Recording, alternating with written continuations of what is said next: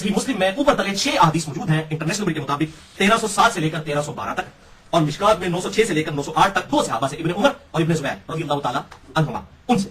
کہ نبی صلی اللہ علیہ وسلم جب بھی نماز میں تشہد میں بیٹھا کرتے تھے تو بیٹھتے ہی آپ صلی اللہ علیہ وسلم اپنی درمیان کی انگلی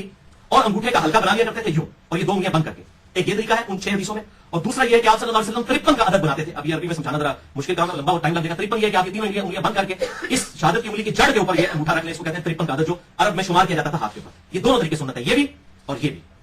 یہ دونوں صحیح مسلم میں نے نمبر بتا دیے. اب دوسری چیز ہے انگلی کو حرکت دینا، یہ الگ سے چیز ہے. مسلم شریف میں حرکت کا ذکر نہیں، صرف اشارے کا ذکر ہے. سنن ابی داؤد میں 957 نمبر، سنن نسائی میں 890 نمبر، اور مشکات میں 911 نمبر حدیث ہے. وائل بن حجر رضی اللہ تعالیٰ عنہ کہتے ہیں کہ میں نے نبی صلی اللہ علیہ وسلم کو دیکھا کہ آپ جب تشہد بیٹھتے تو یہ درمیانی انگلی اور انگوٹھے کا ہلکا بنا لیتے، اور آپ صلی اللہ علیہ وسلم